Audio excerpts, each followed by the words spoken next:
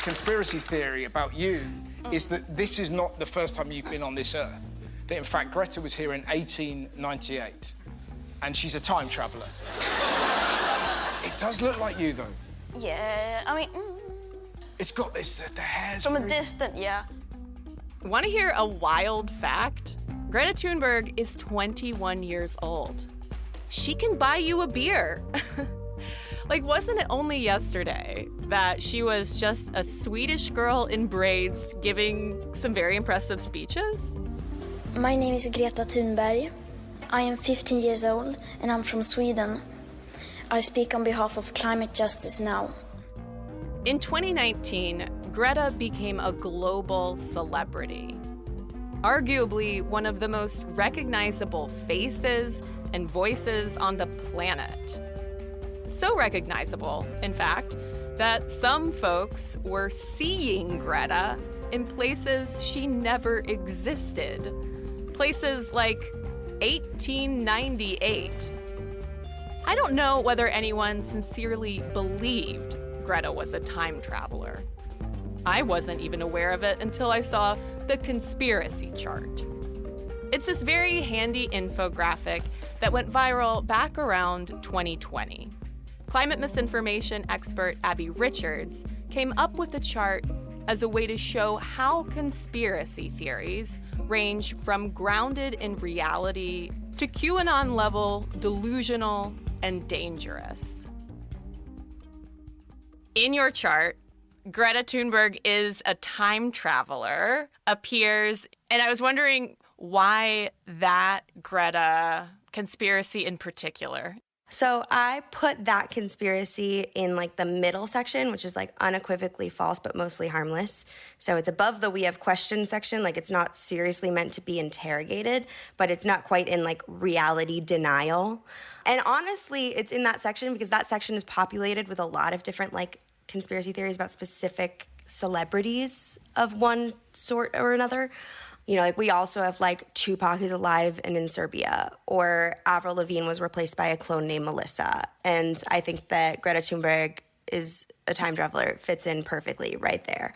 And I chose that one because I do think it's like a fun one as far as like conspiracy theories that you can engage with that aren't, you know, fundamentally that harmful.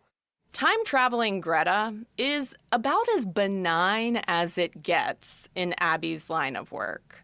She's a researcher, content creator, and senior video producer for Media Matters.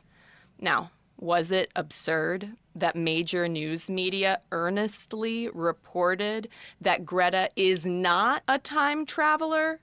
Twitter is going nuts over a 120-year-old photo of a girl digging for gold in Canada. The believers insist the girl is 16-year-old climate activist Greta Thunberg. Yeah, maybe. But the reason I was curious why Abbie included time-traveling Greta in her chart is because of how harmless it is compared to most other Greta-related conspiracy theories.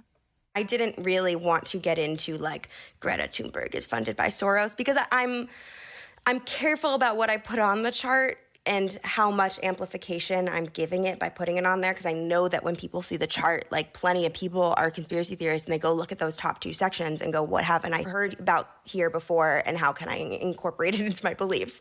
For the record, the untrue conspiracy theory that Greta is funded by billionaire George Soros originated on a French satirical website. It took a photo of Greta with Al Gore, edited out Gore, and replaced him with Soros. And satire or not, once you are in George Soros conspiracy land, you're in danger, girl.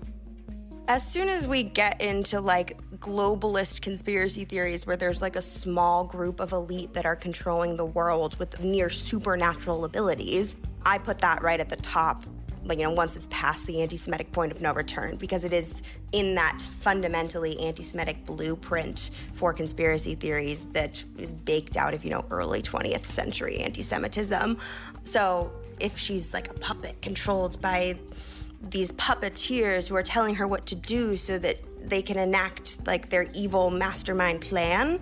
Like, I do view that as being inherently, using that blueprint, and therefore in that top section. Being a teenage girl made Greta an easy target. Being an autistic teenage girl made her a puppet. This is Conspiracy, She Wrote. I'm your host, Kristen Conger. Grab your sustainably made red string and follow along.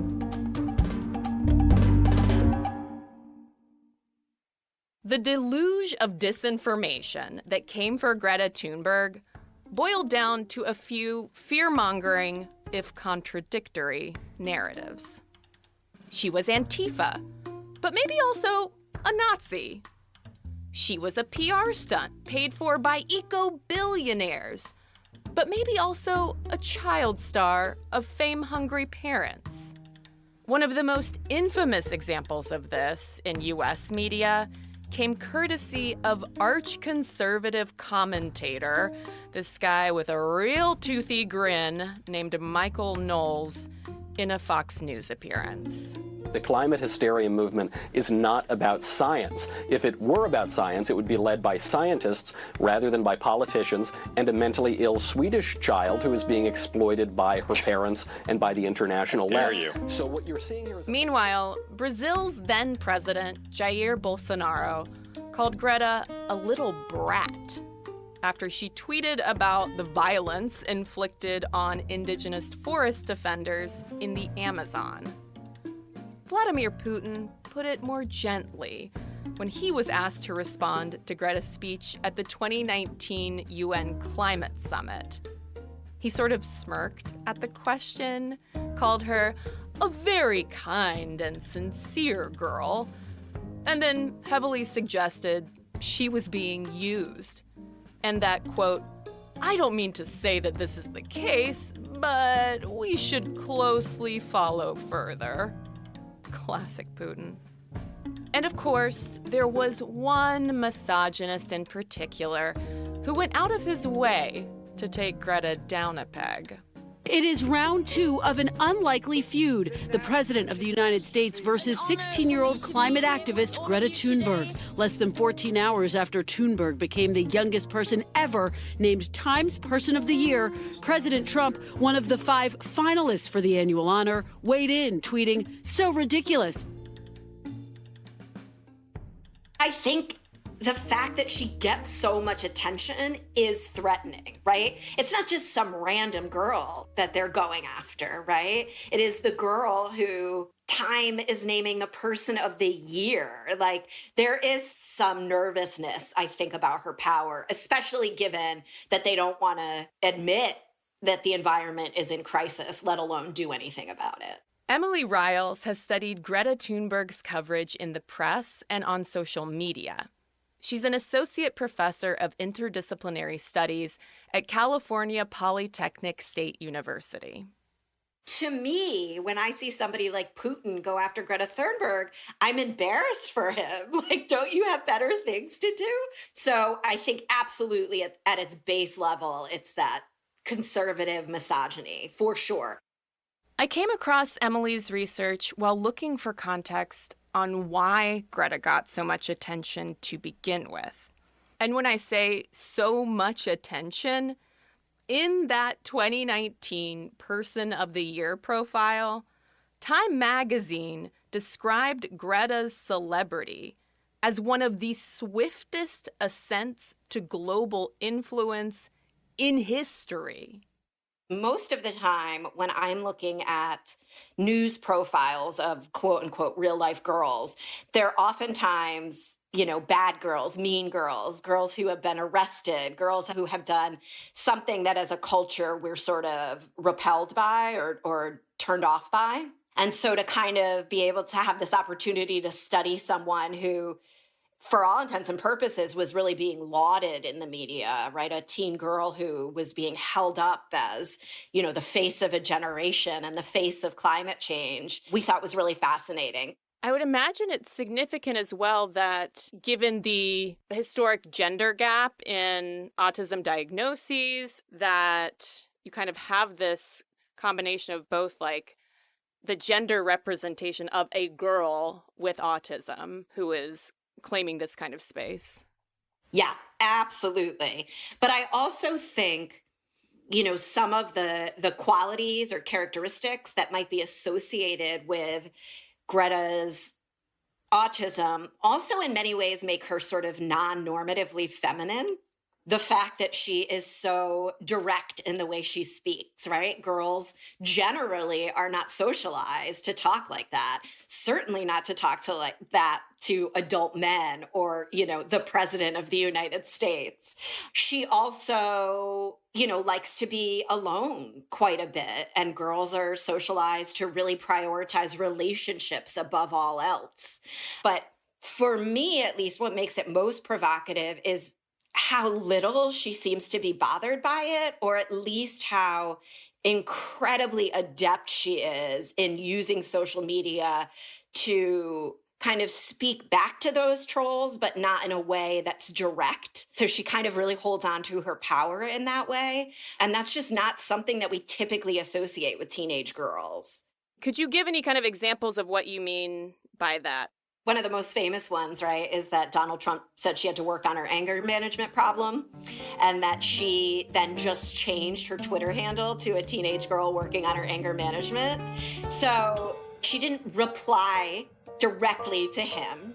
She didn't bother to get into it with him because what a waste of time that would have been for her. And it would have really opened her up to then all of his followers joining in on dumping her. So instead, I think she really brilliantly handled it. She addressed it. It was snarky.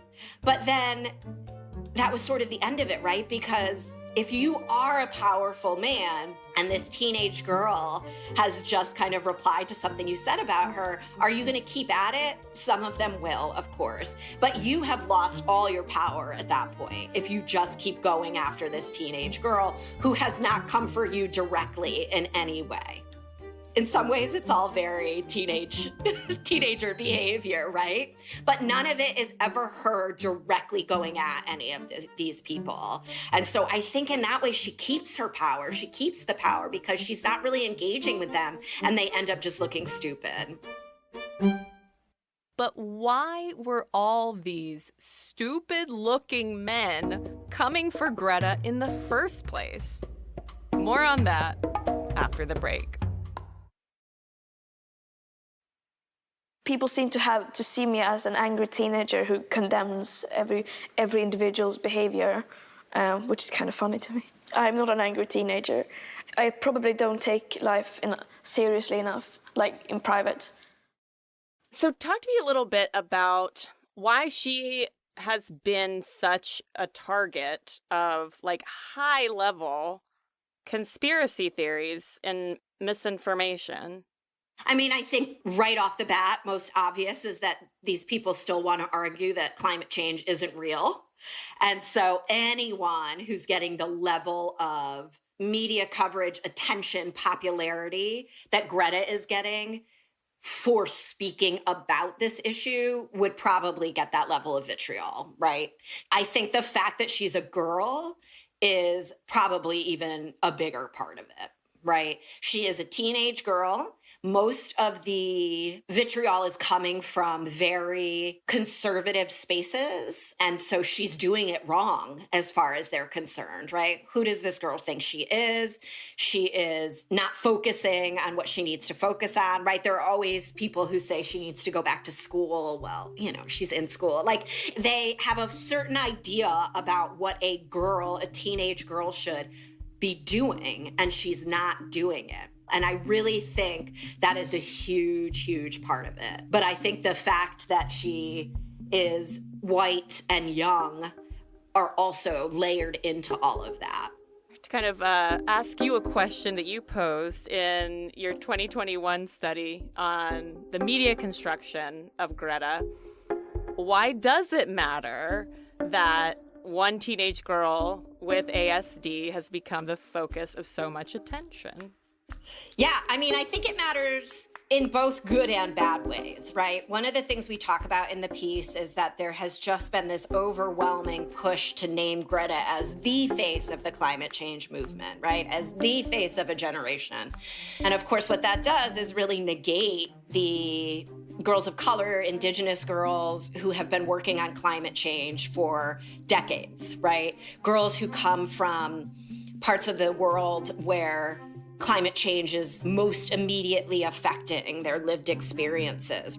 Girls like Shia Bastida, who co-founded the Re-Earth Initiative. Like Kulsum Rifa, who's been a leader with U.S. Youth for Justice and Sustainability. Like Jamie Margolin, who co-founded Zero Hour. Leah Thomas of the Intersectional Environmentalist. And let us not forget, Greta Thunberg was inspired to start her school strike for climate justice by students in the U.S., specifically X Gonzalez, one of the high school students who organized the 2018 March for Our Lives against gun violence. And to Greta's credit, she does often talk about these other girls. She will bring them in for photo ops. She will post on her social media what they're doing, but it doesn't seem to matter. One of the things that we found most concerning is that there was oftentimes a move by journalists to make it seem as though girls of color activists were somehow influenced by Greta. In other words, that they started doing the work after Greta, which of course is not the case. And so all of that becomes really risky, I think, in terms of the vitriol that she's getting. So Greta becomes more powerful and more threatening because she is white.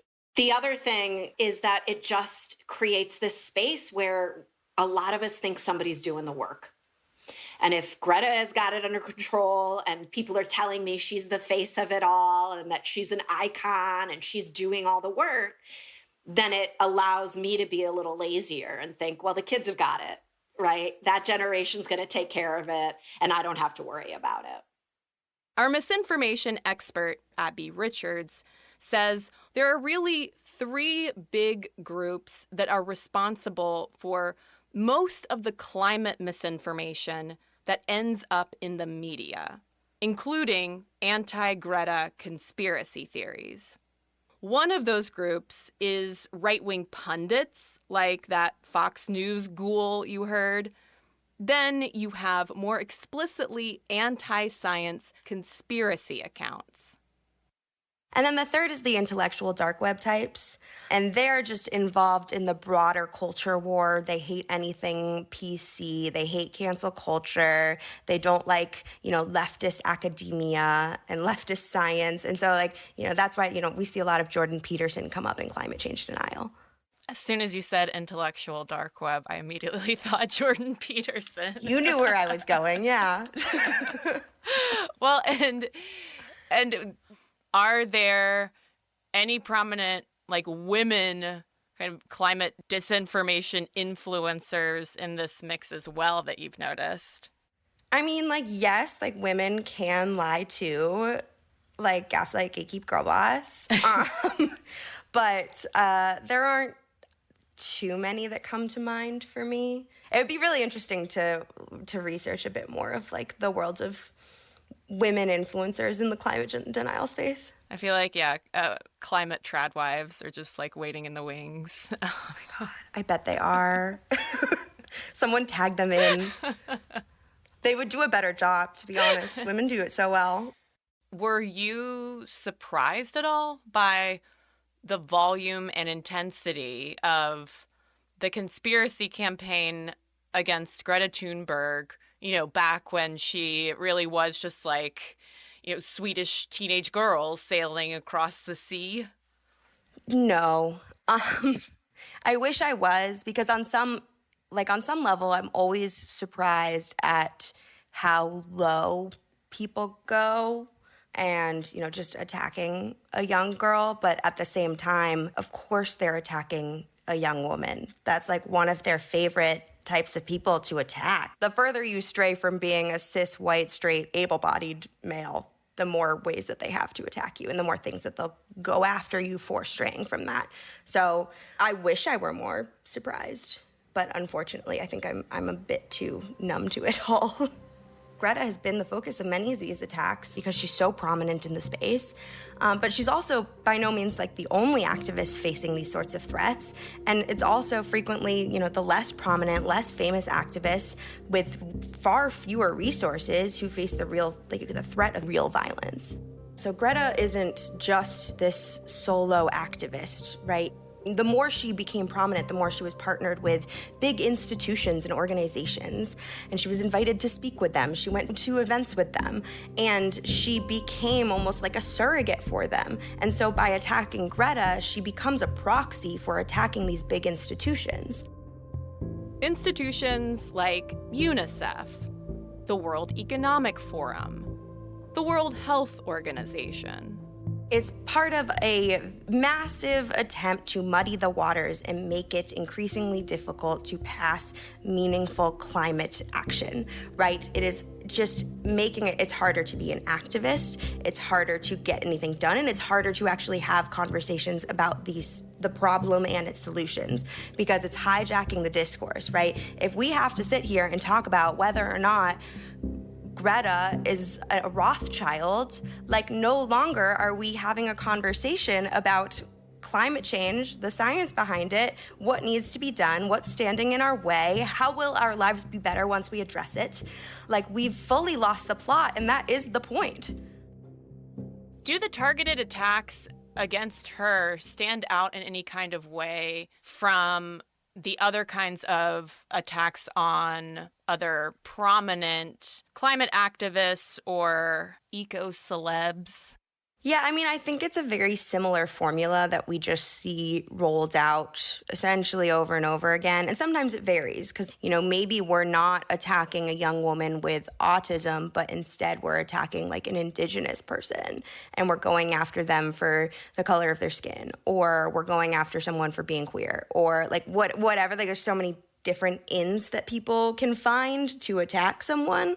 But fundamentally, that blueprint of undermining the activists and therefore undermining the movement, I think is pretty copy-pasted.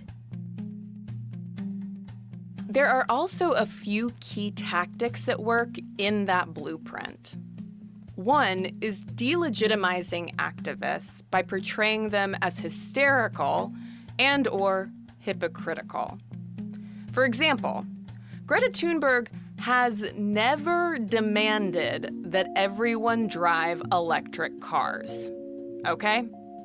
But this fabricated claim has been repeatedly meme-ified.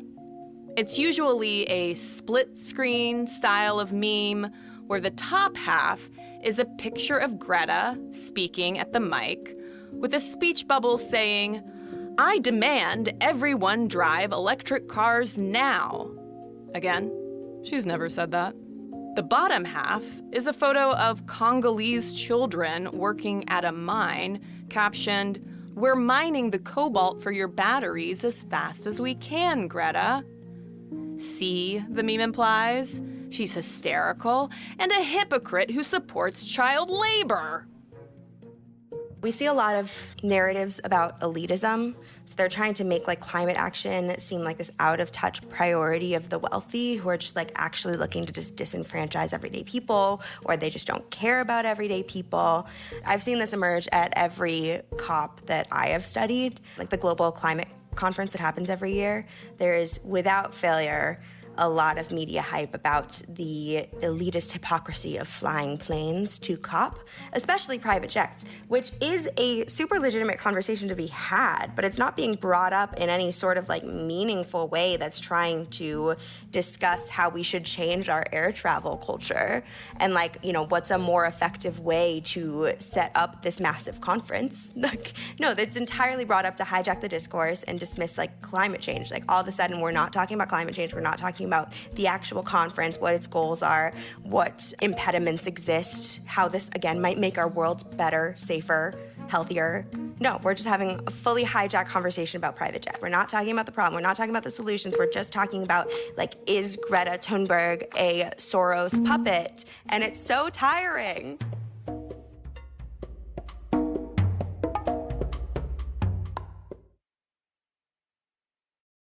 Now it's time for Lefties Losing It. Let's start with climate catastrophist clown Greta Thunberg, who's all grown up these days but still behaving like a spoilt little brat. Here's her latest arrest. Sky News Australia host Rita Panahi was reacting to Greta Thunberg's April arrest in The Hague. Greta was there for the 37th highway blockade, rallied by a group called Extinction Rebellion. It was protesting the Dutch government's fossil fuel subsidies. Police swooped in. She and a bunch of other protesters were technically detained, not arrested. But one of the latest Greta conspiracy theories involved her previous arrest. That time, she was in Germany to protest a coal mine expansion. SWAT teams rolled up. Maybe it was the intense optics. I don't know. I don't care. It is predictable as hell. A conspiracy theory lit up on X that Greta's arrest was staged. The German police department said, no, it wasn't. And for now, at least, wherever Greta shows up to protest, the media will cover it.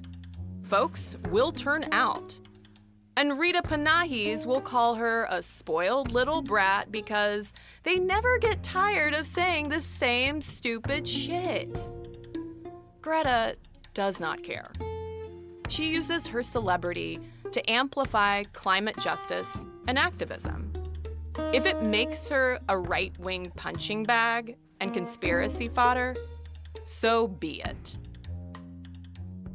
So why is climate change such a hotbed for, no pun intended, such a hotbed for conspiracy theories? So I think whenever there is a major action that needs to be taken that there's a lot of resistance to, right? A big change that needs to occur that a lot of people don't want to see that change happen, you're going to inevitably see a lot of different tactics that arise to muddy the waters and make it harder and harder to enact that change that we need to do. So I think with climate, yes, of course, there's so much money that goes into maintaining the status quo, maintaining the fossil fuel status quo.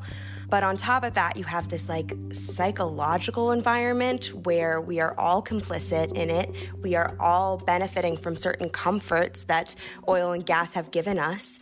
And a lot of us don't want to have to make any sort of sacrifice. We are afraid of any sort of change. Even if it might be positive, it's still different from what's normal. And if it's really linked into our identity and we feel like our identity helps us understand the world, and our identity is linked into being someone who drives a car all the time, eats a lot of meat, all of these things that we do that are complicit in climate change make us feel guilty, and then that kind of creates a perfect psychological environment for conspiracy theories to thrive because they give us narratives that excuse that complicity. And there are so many narratives to choose from. Especially since the 1990s, the climate space has been littered with anti-science denialism and misinformation. Today, for instance, there's the New Earth conspiracy theory, which posits that climate change is all vibes.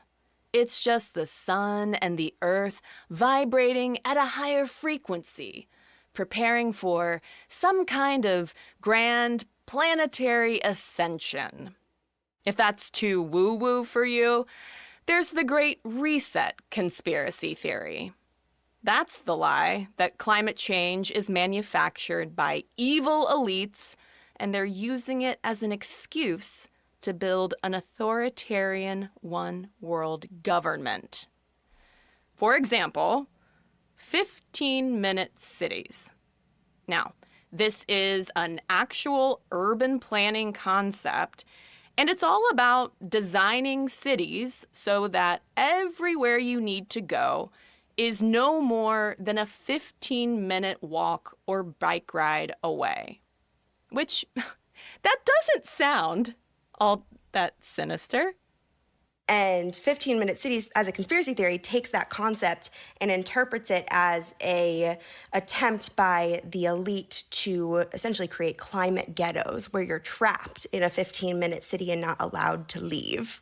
It's, fundamentally misinterpreting the entire initiative. But there's a lot of anxiety about control, right? There's a lot of anxiety about powerlessness. And as soon as people feel like that's being infringed upon, then they're very susceptible to being told that that's being infringed upon. It does kind of create an environment where conspiracy theories like that can thrive. That is exactly what happened in 2023 over in Oxford, UK.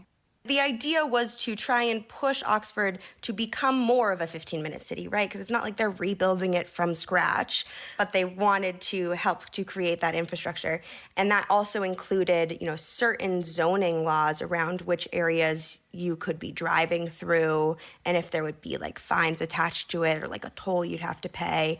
And that essentially was enough to spark massive protests. I mean, there were big protests in the streets with people carrying signs being like, no climate ghettos. Like, people really, really reacted to it. They also reacted to one of the main speakers at a Stop Oxford protest in early 2023. So people, listen. Make no mistake. These are the first steps of a dystopian reality called 15-minute neighborhoods. From a small seed, a huge tree can grow. This was a 15-minute city conspiracy gathering, and a 12-year-old named Jasmine gave a 15-minute speech about the perils of greedy, evil politicians and climate tyranny. There is also a blonde woman in a bold red lip standing next to her the whole time. She's nodding and smiling and giving clap cues to the audience. But Jasmine really got the crowd going with her Greta bit. How dare you!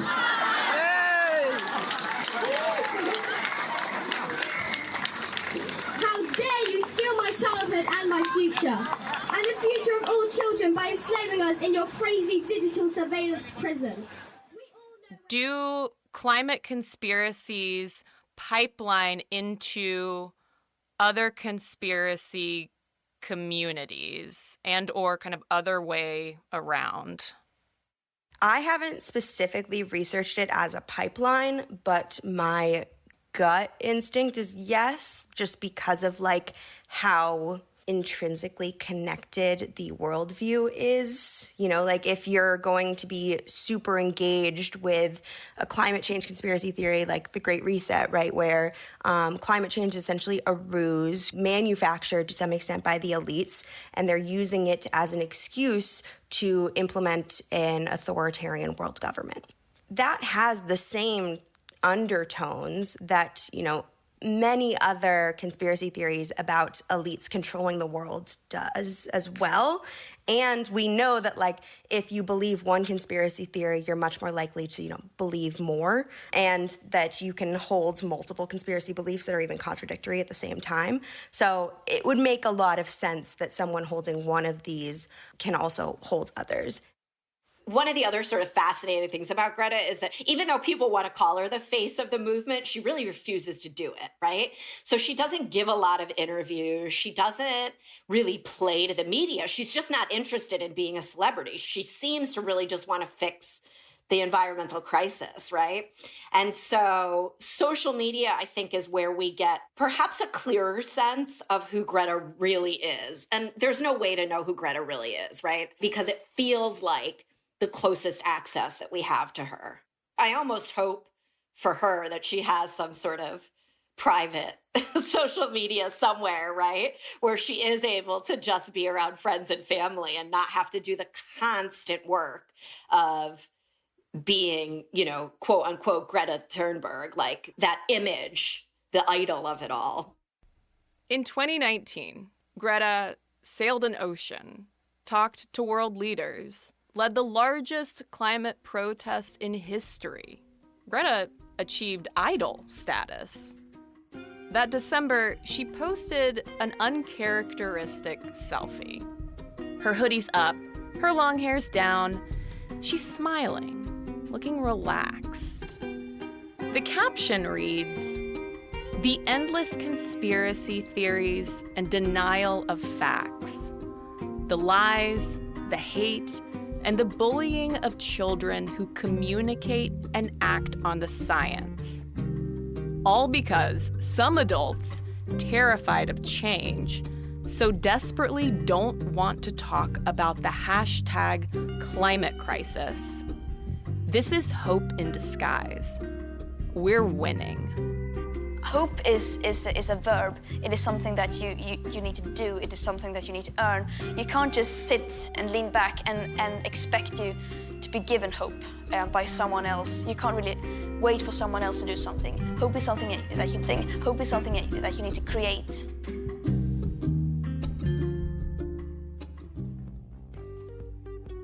Thank you so much to Abbie Richards.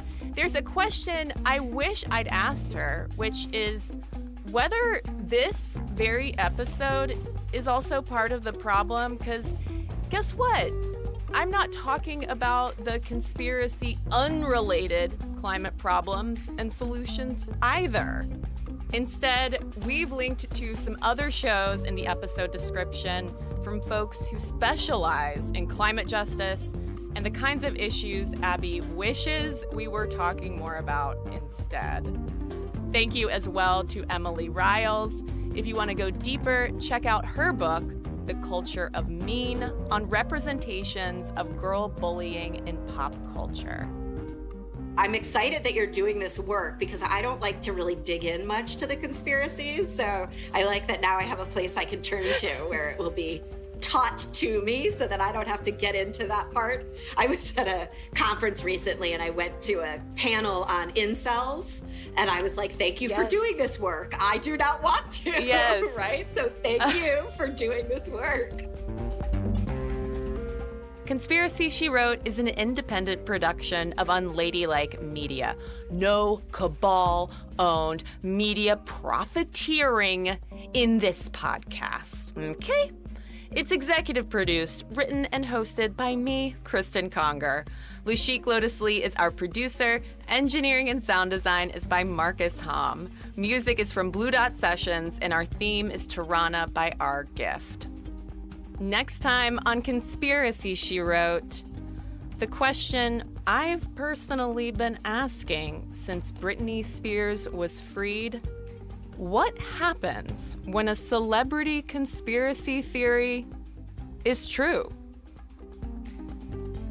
I knew enough to know that people could call me a wackadoo, but that it was true. So that was kind of an interesting life experience, just to have to be like, you guys can say whatever you want about me. I know the truth and I'm not gonna shut up.